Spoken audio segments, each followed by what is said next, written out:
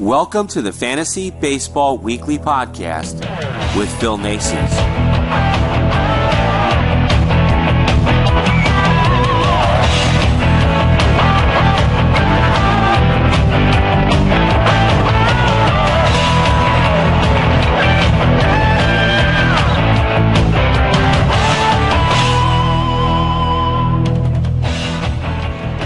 Welcome to Fantasy Baseball Weekly. I'm Phil Naessens, and I'm the host of this weekly radio program brought to you on Max Sports Channels and Baseball Talk Radio, and it's designed to help you win your league. That's what we want you to do, win your league. I know I say this every week, but it's true. I want you to win your league. That's why I do this show. I enjoy doing this show. I love the communication I'm getting from you folks and the feedback. Great stuff. We are still not on iTunes yet. I don't know why. So apparently the feed is not working correctly, but it's everywhere else. So it's an iTunes issue. It's not one of ours. And you can catch it over at philnaessens.com. You can catch us on Stitcher.com. And you can also catch us at fantasybaseballweekly.wordpress.com. It's a lot of fun. I tell you, it's a lot of fun. You can follow me on Twitter as well at FlashTennis31. And I'm really looking forward to interacting with you throughout the season. Now, I had hoped to bring a guest on this week, but apparently that's not going to happen. But we'll get there, I promise. There's no doubt about it. What I'll probably do is run an interview I did with True Blue LA's Eric Steven later on in the program, if there's time. And we went through the Los Angeles Dodgers lineup. He is a experienced baseball writer. He is a credentialed sports writer.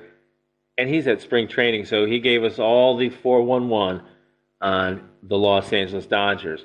But a lot of you wrote to me this week and said, hey, man, are you going to do another mock draft? Well, guess what? I did one. I finally did one today. Mock draft number 2. I did it over at CBS Sports, and I think it turned out a little differently than the last time. You know, there weren't too many surprises for me. I'll tell you what, though. Pitching seems to be at a premium. Now, this is the second draft I've done, and pitchers were taken very early in this draft as well. Clayton Kershaw was actually the number 1 pick. Other pitchers that went in the first round were Jose Fernandez and Adam Wainwright. So 3 picks in that first round were pitchers. So that's something that you might want to keep an eye on. Now, my plan was to get a couple of mashers and then go after a couple of pitchers. But, well, that's what I did. That's what I did. I usually stick with my plan. But let me tell you, in rounds number 2, Darvish was taken, Scherzer was taken, Felix Hernandez was taken. And that's a lot of pitchers in the first 2 rounds. A lot. And this was a 12-team draft. Or, I'm sorry, a 10-team draft. Crazy stuff. Crazy how these pitchers were taken so early. A couple of the interesting picks. Miguel Cabrera went number 2. Mike Trout went number 3. I had the 4th pick, and I chose Paul Goldschmidt. Andrew McCutchen was the 5th pick. Chris Davis was the 6th. Jacoby Ellsbury was 7. Cano was 8, or the 9th pick. So it was like that. Robinson Cano, I think, went a bit too high. But you never know. Chris Davis maybe went a bit too high as well. Andrew McCutchen was a very good pick. I wasn't sure what I wanted to do, but I had the 4th pick, and I had to go after Goldschmidt. I really did. But that second round was interesting as well. Darvish went. Scherzer went, Hernandez went, and it was just crazy. All these starting pitchers out there taken. And then the position players taken in the second round. Carlos Gonzalez was taken as the 14th pick.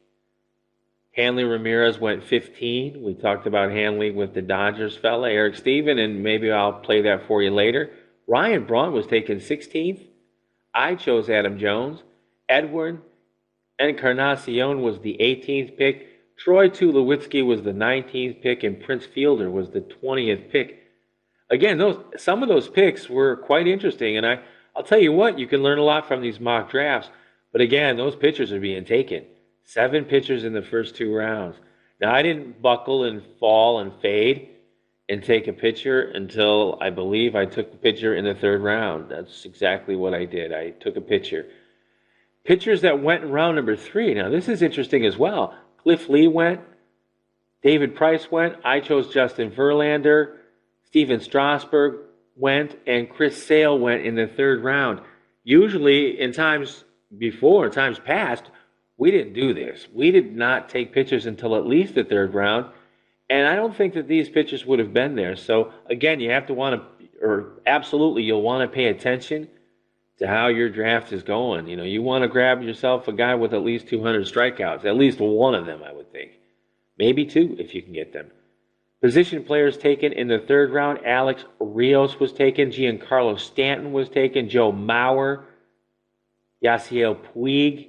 Evan Longoria. So it was an interesting 3rd round as well. This was a different kind of draft. It seemed like more like a real draft because guys were talking back and forth. I was enjoying the banter. It was a lot more fun than the first time that I did it.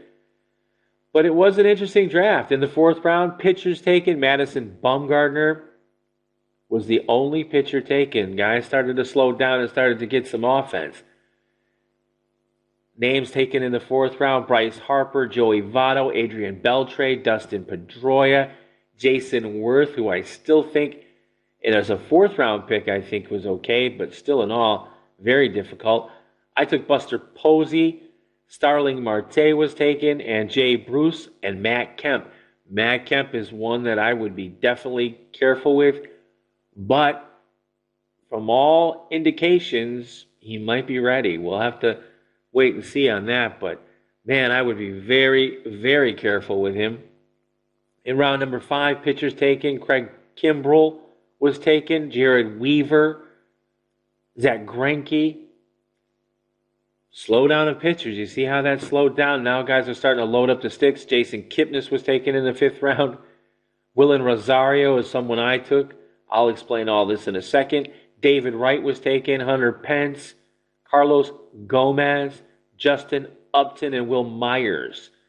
Now, why did I take 2 catchers and a first baseman? My theory is this. I was probably going to attempt to do a draft where I was going to choose someone, perhaps a catcher that I could flip for a better offensive player or maybe an ace. And I thought perhaps that I could flip Willen Rosario for a pretty good one. Now, I could have probably chose someone better, but I'm also a little bit leery of Buster Posey and his health. So I kind of hedged my bets, and you'll see that the rest of my draft turned out okay. But round number 6, pitchers taken. Anibal Sanchez was taken. Jordan Zimmerman was taken. Matt Latos is who I chose. 3 more pitchers, and then position players: Jose Reyes, Everth Cabrera, Mark Trumbo, Ian Desmond, Elvis Andrus, Freddie Freeman, and Matt Carpenter. So you see things are starting to even out. It's kind of strange to see Freddie Freeman as the 6th round pick. But like I said, this was an interesting draft, and it seemed a little more real. I think some of these picks were a little high. Some of them were a little low. It was just an interesting deal. I'm not going to go through the entire draft, but I chose Josh Donaldson in the 7th round. My 8th round, I took Homer Bailey. My 9th round, I wanted another pitcher, and I chose Alex Cobb for reasons that the sky's the limit. I'm very high on him. He had a terrific season last year until he got hit with that line drive. I look for him to have a very big one this coming season. I chose Ben Zobrist in the 10th round, and I think I got a steal. Ian Kinsler was taken before him. I thought about it, but I wanted a middle infielder, and I got a good one, I think. If he stays healthy, he's a 20 home run guy for sure. And he's going to do a lot of things for me on my roster if I so choose. In the 11th round, I chose J.J. Hardy. As you can see, there's a pattern here. I'm looking for lots of strikeouts and lots of home runs. That's what I'm looking for, and I did that here. Shin-Soo Choo was taken in the 11th round. That was an interesting pick. Brian McCann was taken in the 11th round. Yoenis Cespedes was taken in the 11th round. Very interesting that they stayed around that long. In the 12th round, I took Alfonso Soriano. I think he's undervalued, actually. And I got a steal. I was shocked that he was still around. And that was in round 12, the same round that Carlos Beltran went out. Pedro Alvarez went out in that round. It was Kyle Seager went out in that round. It was definitely interesting. There's no question about that. In the 14th round, I picked up Curtis Granderson. I think that was a good pick for round 13. I enjoyed that pick a lot. Other notable names in the round of 13 would be probably Desmond Jennings. Doug Fister was a pitcher taken there. I figure that's about right. Ryan Zimmerman was taken in round 13 as well. Oof, that's a tough one there. I don't know if I would have done that. In fact, I know I wouldn't. I didn't. But that's quite high for him, I think. I think you can get him a lot lower, and in an auction league, you're not going to pay too much for him. In the 14th round, I took Fernando Rodney because I like the Tampa Bay Rays, and I like Fernando Rodney. That's just the way it is. A.J. Burnett was taken in that round, the brand new Philly, and we'll be talking about him on Tuesday's show.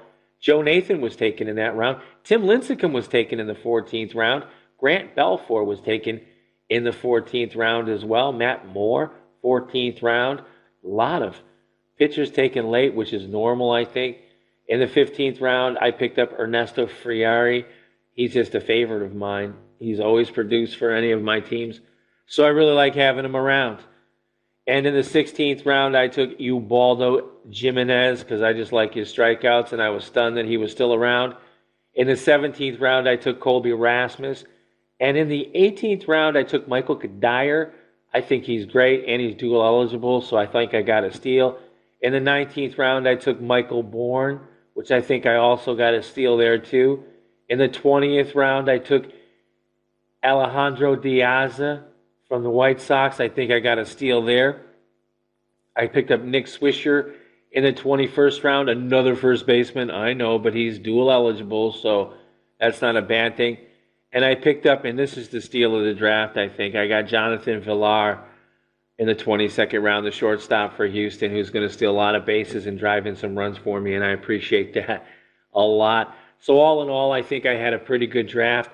I was kind of surprised that Brett Lawrie went down as far as he did, but it is what it is. Hiroki Kuroda was in the 21st round. Chris Carter was in the 21st round. I don't believe that Brandon Moss was even chosen in this draft. He was. He was chosen as the 180th pick. We've got him valued at number 52. So you see, there's plenty of steals in fantasy baseball, especially in a 10-team draft. So what did I learn? I learned that people are starting to really look at pitching first, and it makes sense. You know, the pitching numbers have gone down, and the pitching numbers have been a lot better than years past.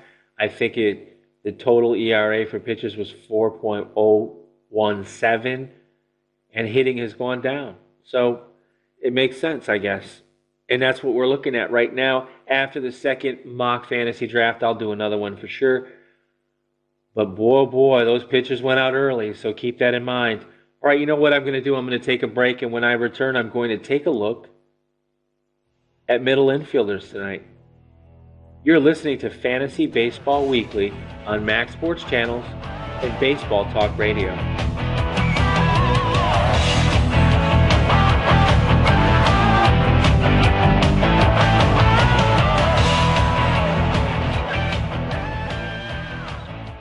Do you know your fantasy sports? Would you like to make money at it? DraftStreet.com and the Phil Naessens Show would like to help you get started making money playing fantasy sports today. And we'll even give you the chance to get started making money today for free.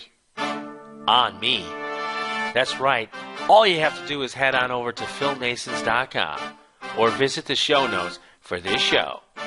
Click the Draft Street image at the top of the page and start making money playing fantasy sports at DraftStreet.com today. If you like baseball, you should be checking out baseballpodcasts.net. It's one of the best places you can go on the internet to listen to independent baseball talk shows. 24 hours a day, 7 days a week on our radio player that can be heard around the world. So won't you tune in and give us a listen at baseballpodcast.net. You can also listen to the great Phil Naessens show here. See you there at baseballpodcast.net. Hi, this is Phil Naessens from This Week in Tennis and the Phil Naessens Show.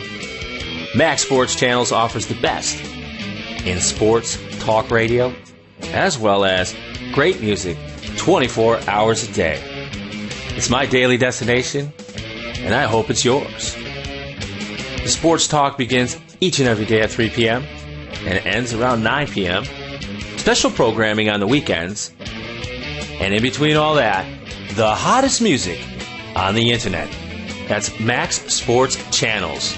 Make it your daily destination.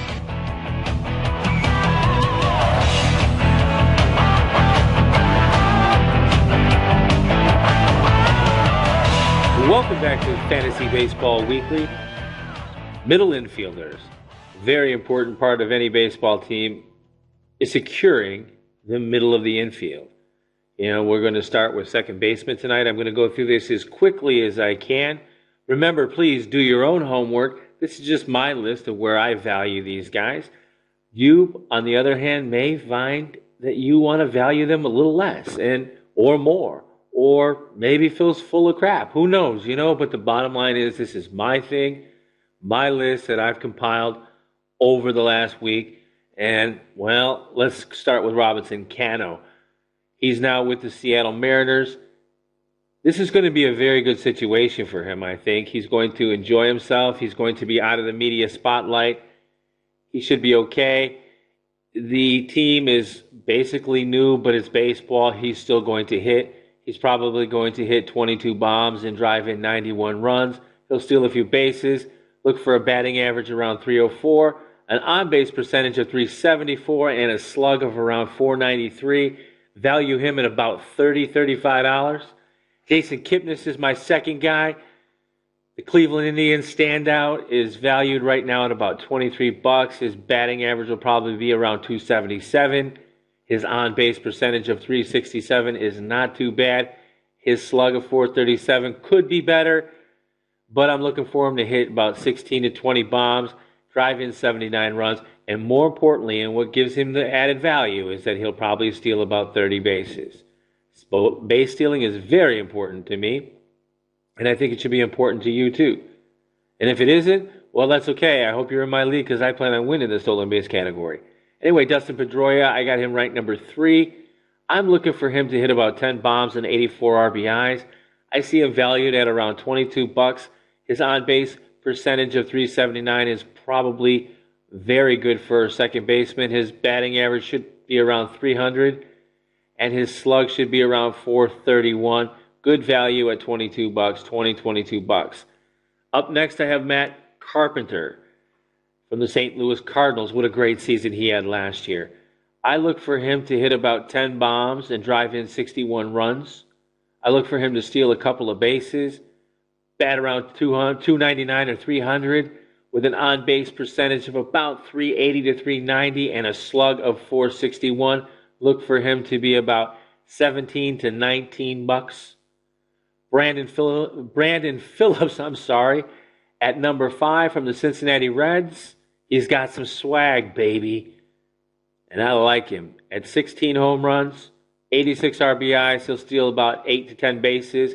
He'll more than likely bat about 277. His on-base percentage of 329 is probably not that high, but his slug will be around 414. The stolen bases give him that added value, as do the home runs. He'll hit over 15 for you, I'm pretty sure. Up next, Martin Prado from the Arizona Diamondbacks. 12 bombs, 77 RBIs, 6 stolen bases. His batting average will be around 296. The on-base percentage of around 350, which is pretty good, and a 430 slug. Look for him to go about $15, 12 to $15, no more than that. I don't think he's worth it, even though he'll probably have dual eligibility. Still don't think he's worth it any more than $15. Ian Kinsler from the Detroit Tigers. I know I probably have him undervalued a little bit, but there's just so many good second basemen. 15 bombs and 53 RBIs. He'll probably steal about 16 bases. His batting average is .269, which is why I value him the way I do. His on-base percentage of .346 could be better, but his slug of .422 is very good. I have him at $11 to $13. I think he'll be okay. At the A spot, Jose Altuve from the Houston Astros. I look for him to hit only about 6 home runs and drive in 57 RBI and drive in 57 runs, but he's going to steal a lot of bases this season, probably at least 30 or more. His batting average should be around 300. His on-base percentage should be about 340, and his slug should be about 388. I have him valued at $10 or 12. 10 to 12 probably. Number 9, Jed Jerko. What a season he had last year, but I'm not so sure he's going to duplicate that. But anyway, I think he's going to hit about 25 bombs, drive in 73 runs, 1 stolen base. He's not the fastest guy out there. His batting average around 270, 280 will be pretty good. His on-base percentage is a little low at 325. His slugging percentage of 475 is probably better than anyone else except for Robinson Cano. And I have Jerko valued at $9. Finally, rounding this out, I have Jed Lowry. He's more than likely going to be the shortstop over there, so he'll have dual eligibility in Oakland. He'll probably score 72 runs. He'll probably hit 15 bombs. More than likely, he'll drive in 76 runs. He's not a base stealer either. His batting average of 269, it's okay. A 331 on-base percentage is a little better than I think he did last year. And a 430 slug, it's not bad. $7 for Jed Lowry. A couple guys you want to keep an eye on. Ben Zobrist, who will have triple eligibility in the outfield and at short and second from Tampa Bay. He's one I would keep an eye on. Neil Walker's another one. I think he's going to have a better season than he did last year. Howie Kendrick from the Angels. Chase Utley from the Phillies. Daniel Murphy.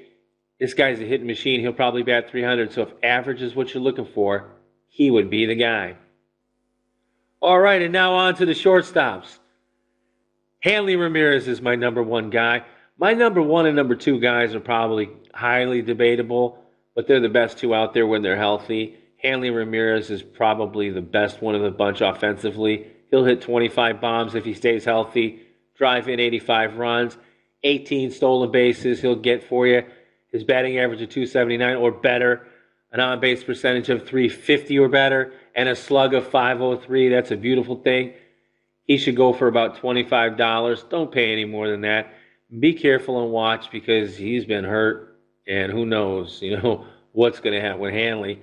Another guy who I would value a lot higher if he could stay healthy is Troy Tulowitzki from the Colorado Rockies. I look for him to hit 24 bombs, drive in 86 RBIs, 2 stolen bases. He's not the fastest guy anymore. He'll probably bat around 300, though. His on-base percentage of 378 or better will be beautiful. And a 520 slug is a nice bet for about $20. Try not to pay too much for him either. He hasn't played a full season in a long time. Be careful with Ramirez and Tulowitzki. Gene Segura, that's my man right there, boy. He had a great season last year for Milwaukee, and I look for him to do the same thing again this year. 12 bombs he'll probably hit. More than likely, he will drive in around 55 runs. He'll bat around 297. He'll steal 39 and 40 bases for you, though, and that's a beautiful thing. A 336 on-base percentage, look for that. And perhaps it'll be around 431 to 450 a slug. Nice value for around 15 to 17 bucks. I love those stolen bases, and you know that, right? 39 or better I'm looking for. That's a nice number. A real nice number. Ian Desmond is number 4 on my list from the Washington Nationals. 19 bombs I'm looking for, around 80 RBIs, 21 stolen bases. He'll probably bat around 270 or better. His on-base percentage will probably be about 320 or better.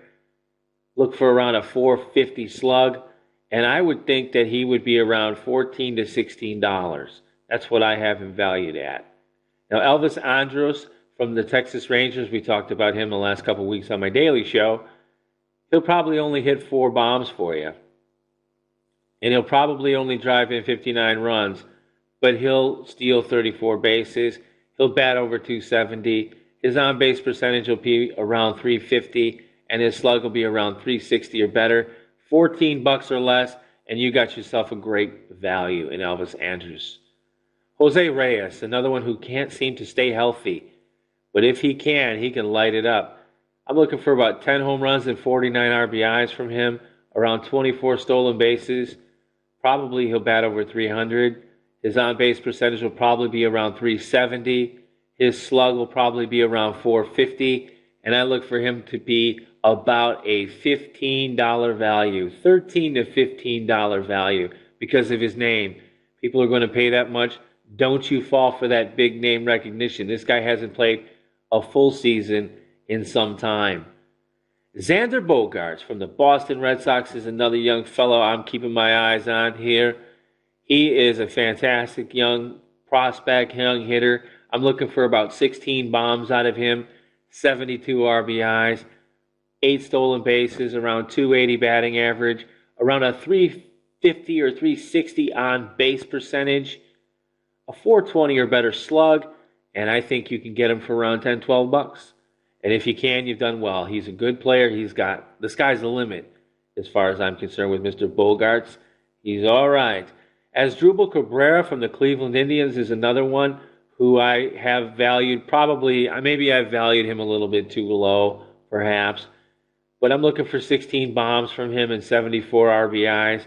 I'm looking for 10 stolen bases or so, 270, 280 batting average, around a 340 on-base percentage, and a 430 to 450 slug. You can get him for around $10, $11, I think. I think that's a good value for him.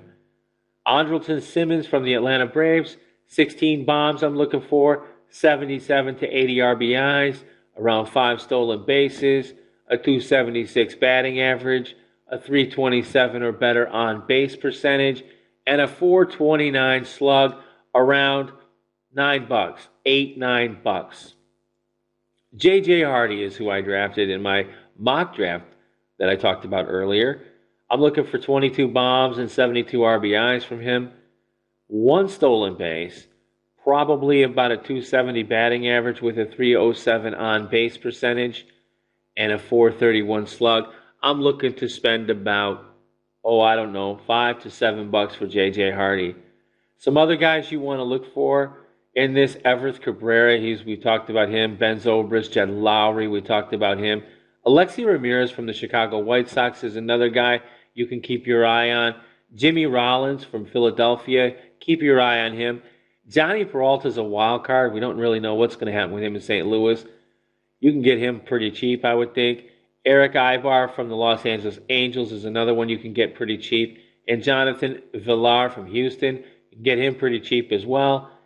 Zach Cozart, you can probably get for $1. Starlin Castro is my sleeper this year. I have a feeling he's going to come back because he's got a couple young fellas pushing him right in the backside. So we need to keep an eye on Starlin Castro.